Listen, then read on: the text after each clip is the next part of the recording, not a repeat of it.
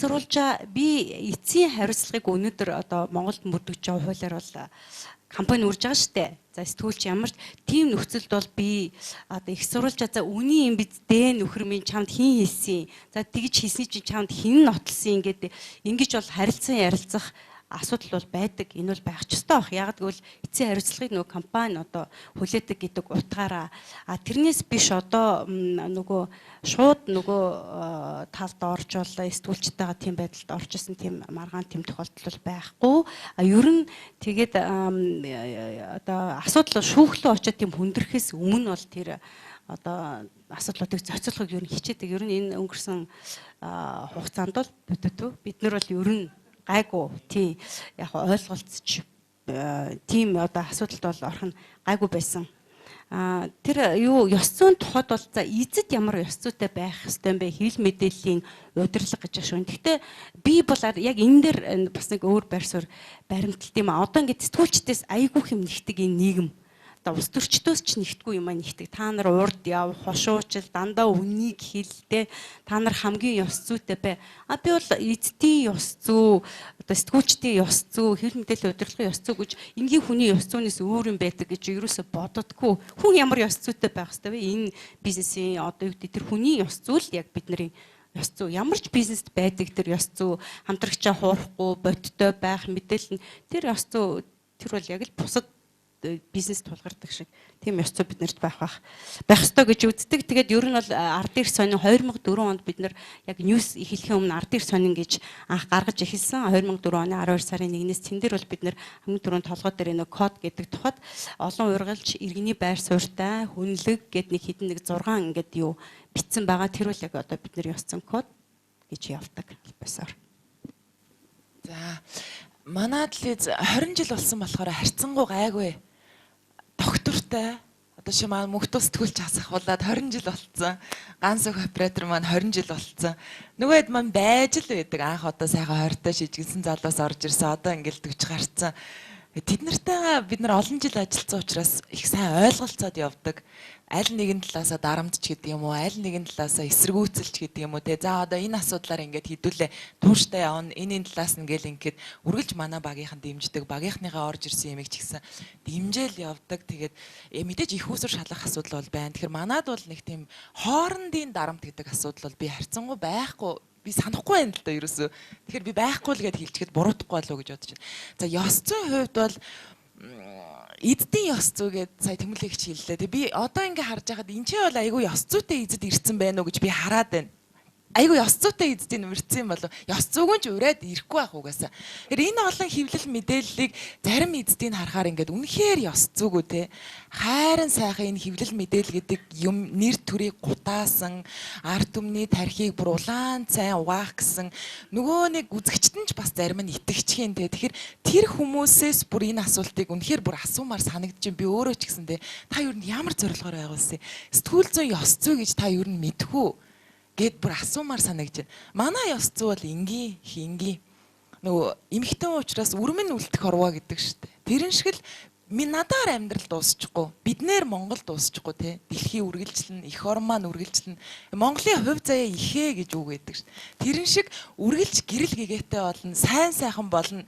Бид хүн болгон сайхан амьдрна. 21-р зуунд бид нар нүүрсээ зөөж, усаа зөөж, хүүтэнд ингэж сэрдэгэ болно л гэдэгт итгэдэг. Энэ итгэл хизээч унтардаггүй. Энийний төлөө л явдаг. Нийгмийн сайн сайхны төлөө л бид нар голно явдаг. Өрмөн үлдэх хорвоо гэдгээс илүү өгч одоо хийж чадахгүй байх. Гэхдээ ёс зүй дарамт хоёр бол баг ингээд нэг өгүүлбэрт ороод болох юм байна. Яг энэ холбогдсон юм байна. Дарамтлагдаг бол ёс зүйг болчих гээд байна л да. Дарамтлагдаг бол ёс зүйтэй болох юм байна. Гэхдээ лавга ажиллаа сайн их тусам гэсэн шүү дээ. Тэрэн шиг лавга сайн их ажиллаа сайн их тусам миний өргөддөг хүлэн авалт багасаад байгаа. Тэгэхээр өөрөөр хэлбэл одоо лавга сайн байх тусам би найзгүй болоод байгаа байхгүй. Лавгаагаас би дарамтлахгүйгээр юу шаардах хэрэгтэй вэ гэхээр чи нэгэнт л намайг найзгүй болгож байгаа бол наадах чи яг үз. Наа чи яг мэрэгжлийн биз. Тэгээ наадах чи өөр буцаад эрсдэл бид нарыг унгаахгүй биз. За тийм болвол шорт хамаа авахгүй наатаа одоо гарга. Үнэхээр тэ нөгөө нэг Туркээс ярьж иж Сириэс ярьж байгаа юм шиг ярьж иж бас болохгүй л байхгүй. Тийм учраас дарамт гэж ярьж болохгүй. бид нар мэрэгжлийн байдлыг шаардах ёстой. Энийг дарамт гэж хардаг одоо зарим сэтгүүлчнэр байхыг үгүйсэхгүй. Гэтэл serious бол serious л бичих ёстой. За баярлалаа. Саналлын хэсэгтээ оръё. За эндээс эхэлж гар өргөсөн. Эндээс би одоо яг энэ салбартай холбоотой болохоор үнэхээр бас болохгүй болоод байна. Тэгэхээр хамгийн нэгдүгээрт бид нар яг 90 сурвалжлах сэтгүүл зүйн асуудал ярьж штэ тий. Тэгэхээр 90 сурвалжлах сэтгүүл зүй чинь өөрийнх нь онцлог нь нөгөө ер нь бол сэтгүүл зүйн онол чинь баг 100 гаруй онол гэж ярьдаг тий. Би нэг бүгдийг мэддэг гэж шудлаа яриад яах вэ. Гэхдээ хамгийн энгийн онолын хувьд бол ерөөсөө шууд сэтгүүл зүй одоо илрүүлэх буюу интерпрецо гэдэг сэтгүүл зүй тэр нь болохоор 90 сурвалжлах штэ инвестигатив. Тэгэхээр илрүүлэх сэтгүүл зүй бол аналитик сэтгүүл зүй аахгүй юу? 90 сурвалжлах тэр бол нэг фактыг ингээд задлаад ингээд яваад ингээд яадаг тий. 90 сурвалжлах сэтгүүл зүй бол өөрийнх нь онцлог нь нөгөө хүмүүсийн одоо мэдхгүй байгаа далд байгаа юмыг илрүүлж гарч ирдгээрээ цагдаагийн тагнуулын сэтгүүл зүйтэй адилхан энэ бол. Тийм болохоор зэрэг одоо нэг манайх би нөгөө хэн блэ нөгөө нэг алдартай эзэн чинь мартчиж мэдээ гэж юу юм бэ гэсэн чи хэлж байгаа. Энэ бол хүмүүсийн далд байдаг мөртөө хүмүүсийн мэдхийг хүсдэг зүйлийг бид нар мэдээг нэ гэж тодорхойлсон байхгүй юу. Хэрвээ ийм одоо редакцийн соёлтой газар бол сэтгүүлчт нь тэрний төлөө явна гэсэн үг тийм ээ. За тэгэхээр энэ дээр бол би өнөөдөр та нар ингээ хараад сууж байгаад их баяртай байна. Яг тэгэхээр ялангуяа тэр нөгөө санхүүгийн эдийн засгийн хараа тус байдал бол аюул чухал байхгүй тийм ээ. Тэгэхээр өнөөдөр манай энэ жижиг зах зээл дээр байна шүү дээ тийм ээ. 280 хэдэн одоо том жижиг телевиз байх юм манай зах зээл эрүүл усуу гэдэг асуудал чи өөрөө ирэхгүй гарч ирж байгаа. Яаж ч бодсон Улаанбаатарын 60 гаруй одоо кабелийн юунуудыг оруулаад 60 гаруй телевизийг шингээх тэрийг дэмжих зах зээл Монголд байхгүй. Яаж ч бодсон. Тэгэхээр энэ зах зээл дээр ийм ердөө 20 гаруй сая долларын одоо энэ рекламын орлого ингэж байна шүү дээ тийм ээ. Эргэлдчихэд энэ жижигхэн зах зээл дээр ийм олон телевиз байх уугүй юу гэдэг чинь өөрөө төрийн бодлого байхгүй юу. Тэгэхээр одоо яг олон нийтийн радиод олон нийтийн биш нэг өргөн нэвтрүүлгийн тухай хууль бид нар их олон жил ярьсан тий. Одоо биш тийм ээ бүгдээр энийг хийх хэрэгтэй. Яг үнэндээ хараа public policy яг төрийн бодлого бол биш үү. Монголд биш тийм ээ зах зээлийн багтаамжийн хувьд яг хэдэн телевиз байх вэ гэдгийг л тодорхойлох хэрэгтэй. Тэгээд операторууд нь оператор шиг байх түгээх одоо юунууд нь оператор байх юм уу? Өөрөөсөө сувг эзэмших юм уу? Яах юм? Тийм ээ оператор өөрөө сувг эзэмшчихээр зэрэг байна шүү дээ тийм ээ. Тэр чинь өөрийн бас сонирхол бий болчиход байгаа байхгүй. Тэгэхээр өөрсдийнхээ эрх ашигын төлөө одоо явах мэдлэгтэйгээр явах юм цаг болцсон юм биш үү гэдгийг би нэгдүгээрт нь хэлмээр байгаа. Манайх 23 25-нд шүү дээ харилцаа холбооны зохицуулах харуутай хамтраад үс бодлоо илэрхийлэх хэрэгчлөө хэвлэлийн хэрэгчлөөний тухай сургалтыг телевизийн удирдлага юунд явуулах гэж байгаа. Нөгөө ICT-ийн компаниудад бид та нарыг тийшээгээ ирээсэй гэж бодож байна. За нэгдүгээрх нь хоёр дахь нэг хэл зүгээр мэдээлэл нь ЮНЕСКОгийн олон улсын одоо мэдээлэл харилцааны олон улсын хөгжлийн хөтөлбөр гэж үүдэг IPTC гэдэг. Тэрэнд үндэсний хороо байгаа.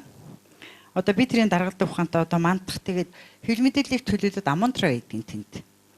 Гэт байдаг. Бид нарт хараа ярих юм зөндөө их байгаа тэнд. Тэгэхээр ядаж энэ хөтөлбөр юунд анхаардаг юм бэ гэдгийг манай эрхлэгчид биш тийм мэдмэр байгаа аахгүй юу. За тэгэхээр би тэр өргөн нэвтрүүлгийн хуулийн дээр та нарыг аюух мэдлэгтэйгээр мэдээлэлтэйгээр оролцоосоо гэж би ингэж бодож байна. За нөгөөтэйгөр нэг юм нь бол штэ хэвлэл мэдээллийн одоо хэвлэл мэдээллийн хэрэгсэл чи өөрөө мэдээллийн бизнес учраас их амархан пропаганда төлтэй хулиг сурталчилгаа нь их амархан агитейшн төөл болоод хувирчдаг зүйл байхгүй юу. Тэгэхээр сэтгүүл зүйн дүрмээр тоглодог тийм бизнес байж ижил бид нар байна штэ тийм ээ нөгөө хэрэглэгчийнхаа итгэлийг даах болно тийм ээ. Тэгэхээр одоо хинээ тэмүүлэнгээ яриад байгаа юм л дээ. Ямар зорилгоор энд байгуулсан? Одоо надад хэн нэг нь хэлсэн ингээл бараг ингээд төрийн байгууллагуудаас 700 сая төгрөг жил бүхэн авчаал реклам болоход юм руугаач хөдлөхийн шаардлагагүй гэж. Тэгэхээр төрийн байгууллагын тэр юу чинь нөгөө шилэн дансныхаа хуулийн дагуу төрийн одоо төсөвт байгаа тэр юу мэдээс сурчлагын зардал гэдэг юмнаас гарч байгаа зардал чи өөрөө нийтэд ил тод яг ч мөнгөийг зарцуулсан. Ямар хэвлэл мэдээллийн хэрэгсэл авсан гэд тэ. За дээрэс нь тэр нөгөө одоо эцдийнх нь ил тод одоо өмчлийнх нь ил тод байдал тийм ээ. Төвлөрлийн асуудал энэ төр гэдэг. Энд чинь өөртөө практикаас сургаж гарсан олон улсын хэмжээ болохоос биш одоо наран жаргал санаасаа зохиочоод би одоо юу яагаад энийг хараа рекламадад байгаа юм биш шүү дээ. Тэгэхээр зэрэг би эзэд байгаа дээр хамгийн гол нь хэрвээ үнэхээр ерэн сурчлах сэтгүүлчийг хөгжүүлээ. Та нарт commitment, та нарт одоо хүсэл зориг байгаа бол шүү дээ, тийм ээ. Эхлээд өөрсдөө энэ зах зээл дээр оршин тогтнох тэр юмд анхаараач. Яагаад гэвэл хөл мэдээлэл чи угаасаа мэдээлдэг, соён гэгэрүүлдэг, зугаацуулан цэнгэлдэг гурван л үүрэгтэй шүү дээ. Олон нийтэд соён гэгэрүүлээч. Одоо тийм төвийн тухай би одоо саналаа хэлэхгүй, дараа нь бид нар тусна хэлцэх юм байна. Төвийн хувьд бол олон улсын олон янзын туршлага байгаа. Гэхдээ паблик чи өөрийнхөө эрх ашигын төлөө мөнгө төлдөг тэр соёл өнөөдөр манад байхгүй.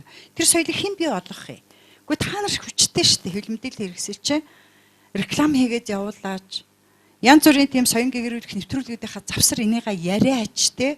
Тэгэхгүй ингээд сэтгүүлч хүн чи хэлэх хэрэгтэй. Эзэнд ямар ирэх вэ? Эзэн буюу одоо редакцид ямар ирэх вэ гэхээр сонгох хэрэгтэй гэдэг. Олон мэдээлэл дотроос би энийгээ юугаар редакцийн бодлоготой оруулаад би энийг сонгож би явуулах юм бэ гэдгийг л редакц ирэх байдаг. Түүнээс сэтгүүлч хүнд бол үнэнхүү ирэх гэж байхгүй. За ганцхан онцгой ирэх байгаа. Тэрний юу гэхээр мэдээллийнхаа их сурвалжийг нууцлах. Эндээс ирсэн санал дээр би төөрөгдөл байх шиг байна. Би залруулъя гэж бодож байна. Сэтгүүлч редакцтай мэдээллийнхаа их сурвалжийг хилээгүй нөхцөлд их сурвалжаа хамгаална гэж байхгүй.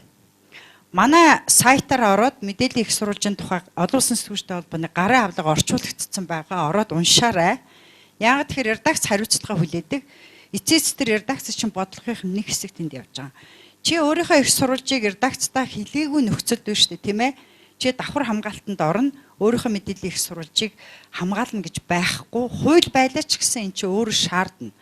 Тийм учраас тэр мэдээллийн их сурвалжийг редакц мэдчих хэвээр. Редакц гэхдээ сэтгүүлчээ хамгаалах тийм одоо хүсэл эрмэлзэлтэй тийм хамгаалтын дотоод механизмтай байх хэрэгтэй шүү гэдэг хэлээ. За баярлалаа. За дараагийн. За бүгд минь түргээ. Тэгээд би нөгөө Батгагийн хэлсэн саяны хэлсэн зүйл дээр үргэлжлүүлээд ингэж хэлэх гээд байна л да. Урилга цөөрж ийн гэж байна. Миний найзууд багасч ийн гэж байна. Яг үнэндээ бол сайн эрен сурвалжлага бол дайсантай бол хамгийн шилдэг арга тийм ээ. Тэгэхээр чиний найзууд чи явж байгаа ш, дайснууд чи явж байгаа. Оронд нь тууштай байх юм бол яваанда жинхэнэ найзууд одоо олширна гэсэн тийм нэг зүйл бол сая бодогч байлаа. За юун дээр болохоор өнөөдөр 3 юм ярьлаа. Бид нар хамгийн чухал. Нэгдүгээрт нь редакцийн соёл, хоёрдугаарт нь төсөн мөнгө, тэгээ гуравдугаарт нь цаг хугацаа гэдэг. Тэгээ би энэ 3 дээр товчхон санал хэлээ. Нэгдүгээрт нь цаг хугацаан дээр ямар алдаа байгаад байдгүй гэдгээр та нар эзэд заавал гоё контенттой болохын тулд нэвтрүүлгийнхаа сүлжээнд байнгын тогтмол тэр нэвтрүүлгийг зоож өгдөг. Эрен сурвалжлага 14 хоногт гарах ёстой, 7 хоногт одоо гарах ёстой гэдэг. Үгүй байхгүй юу? Жишээлбэл 40 тонны контейнер дүүрэн материалыг 9 жил цуглуулсны эцэст ерөнхийлөгчөө огцруулсан тэр түүх байна. Тийм ээ? Тэр түүх байна. Та нар хэрвээ одоо юу гэдэг доктортой бизнестэй болохын тулд 10 жил хүлээнэ гэсэн хүсэл эрмэлзэл байх юм бол ерэн сурвалжлага таны редакцээр хөгжин нэгдүгээр цаг хугацааны. Хоёрдугаар төсөн мөнгө гэж байна. За ингээд ноднон нөгөө Германы ДПА гэдэг юун дээр нөгөө хамгийн том агентлаг дээр очиход тэд нар юу хийж гин гэдгээр хүүхдэд зориулсан контентийг явахаа болчлоо. Тийм учраас томчуудад зориулсан нийгмийн шинжтэй мэдээг хүүхдийн хэлээр гаргадаг тусдаа хэсэг байгуулчих. Сүүлдээ эцэг эхчүүд нь тэрэнд нь оролцоод хүүхдэд нөгөө нийгэмд болж байгаа үйл явдлыг мэдээлэхийн тулд нөгөөтг нь айгүй өндөр эрэлт хэрэгцээтэй болоод хамгийн их орлоготой юу ингэ болцсон байна. За хоёр дахь санаа нь болохоор эрен сурвалжлах явцад маш их баримтууд ингэ орхигддог. Сайн судлах юм бол тэр нь өөрөө эргээд нөгөө нийгэм сайн үйлчлэгээ үзүүлэх баримтууд байгаа гэдэг. Энийг одоо дэлхийн зарим эрен сурвалжлах редакцууд борлуулж гэлсэн. Гэхдээ энэ бол эрхтээс өөр. Жишээлбэл ямар нэгэн компани 2 жилийн дараа маш их алдагдлалд орохоор тийм бизнесийн үйл ажиллагаа эрхэлж байгаа бол тэрний зүү тогтлоо нь олоод тэр эрсдлээс нь хамгааснараа нөгөө өртгөө авдаг. За 3 дахь санал болохоор зөвхөн одоо уншаа сонсоод үздэг тийм контент биш олон нийтийн оролцоо дэмжлэгийг авдаг илүү ингэж сурталчилдаг тэр хэлбэрлэг бол орж ин. Жишээлбэл одоо видео тоглоом тийм видео тоглоомын үе шатуудаар дамжаад хүмүүс өөрсдөө тоглох явцдаа энэ ямар шудраг бус юм бэ, ямар их зовлон бэрхшээлтэй юм бэ, ашиг тусны юу юм бэ гэдгийг нь ойлгосноор тэр тоглоом бас зах зээл дээр нэлээд борлогддог. За редакцийн соёлын тухайд гэвэл эзэд эрхлэгч нар, сэтгүүлч нар яг нэгдсэн арга зүйгээ мэддэг, нэгдсэн боловсралтай ийм байх юм бол цаашдаа бол ойлголцоод явчих байхаа гэж. За баярлалаа.